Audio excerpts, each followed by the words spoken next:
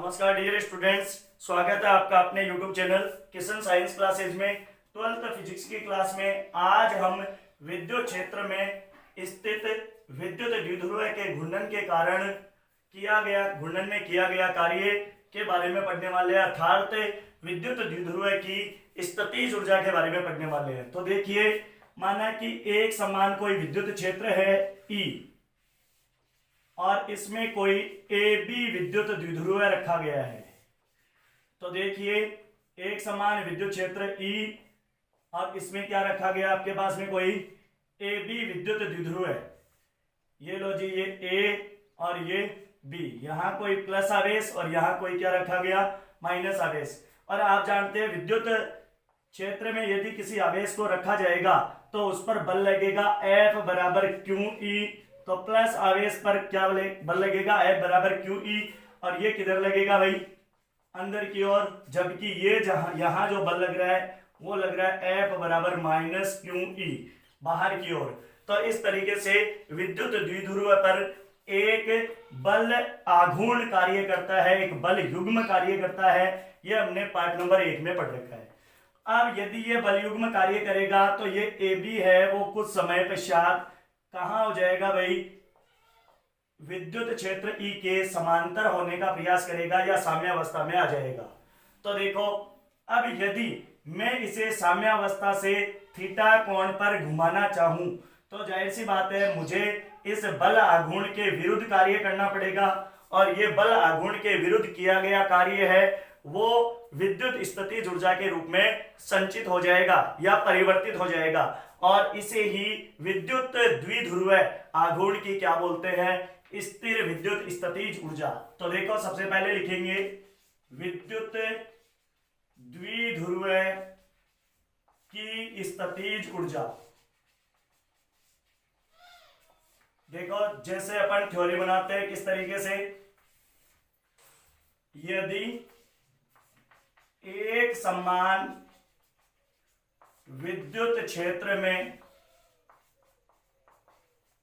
कोई द्विध्रुव AB रखा जाता है तो इस पर एक बल युग्म कार्य करता है जिसके कारण द्विध्रुव विद्युत क्षेत्र के समांतर होने का प्रयास करता है।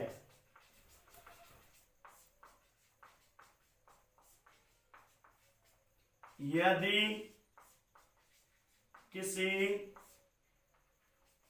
विद्युत द्विध्रुव को साम्यावस्था से थीटा कोण पर घुमाया जाए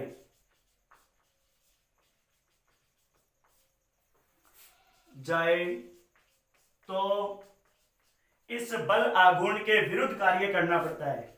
इस बलाघूर्ण के विरुद्ध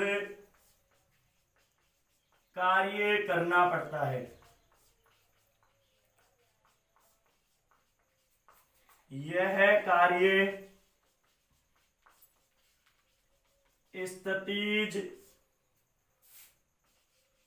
ऊर्जा में परिवर्तित हो जाएगा या परिवर्तित हो जाता है। इसे विद्युत द्विध्रुव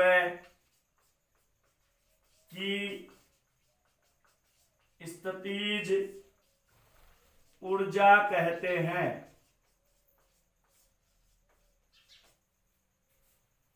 अब देखो, यहां से इसको साम्यावस्था से थीटा कोण पर घुमाने में किया गया कार्य की हमें गणना करनी है।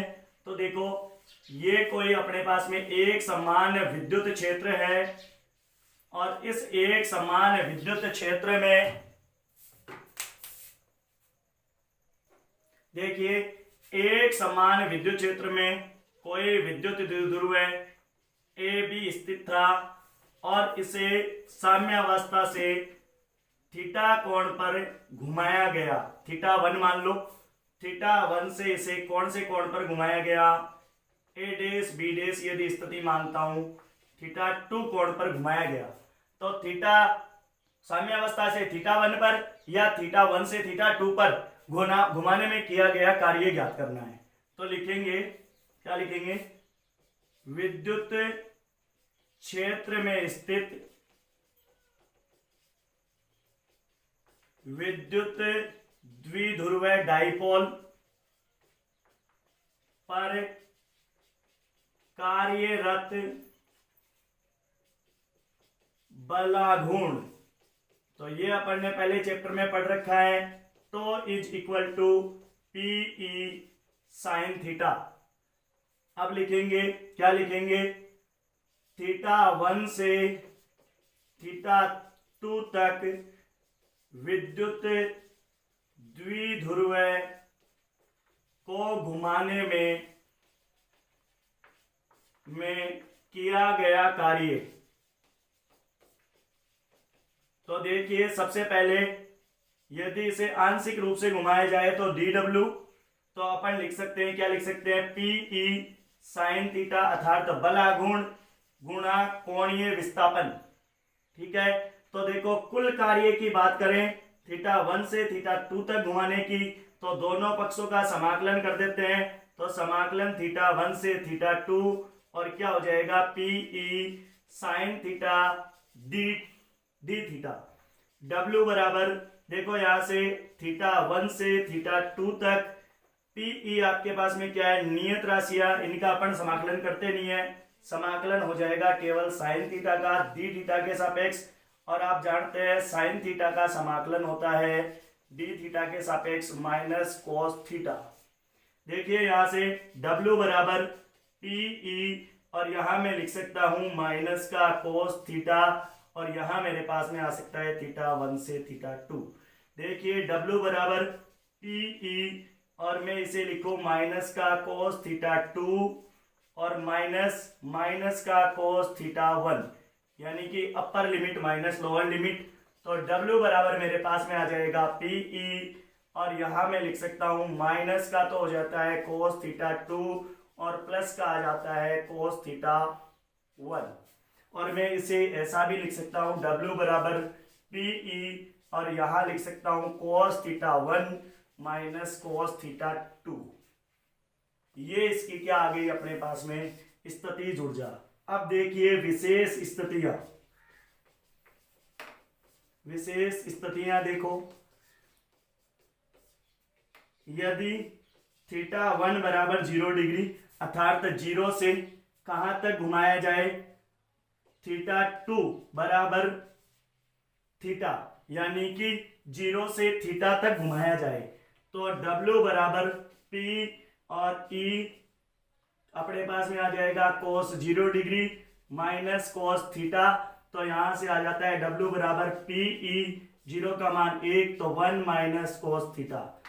सेकंड स्थिति देखिए, यदि थीटा 1 बराबर तो 0 डिग्री है और थीटा 2 बराबर कितना है 90 डिग्री है, यानी 0 से पूरा लंबवत घुमा दिया जाए, तो देखिए W बराबर PE और 0 डिग्री तो कोस 0 माइनस कोस 90 डिग्री और कोस 0 का मान 1 और 90 का मान 0, तो W बराबर आ जाता है PE और 1 यानी कि PE। अब देखिए थर्ड स्थिति अपने पास में, देखो अपने पास में था थीटा 1 बराबर तो 0 डिग्री हो, वह थीटा 2 बराबर 180 डिग्री, यानी कि पूरा का पूरा रोटेट कर दिया जाए। तो देखिए W बराबर अपने पास में था PE cos theta 1 minus cos theta 2। तो देखिए W बराबर PE और कोस 0 डिग्री का मान हो जाएगा अपने पास में 1 माइनस कोस 180 डिग्री का मान होता है -1, तो अपने पास में हो जाएगा W बराबर PE इंटू में 2, यानी W बराबर 2PE।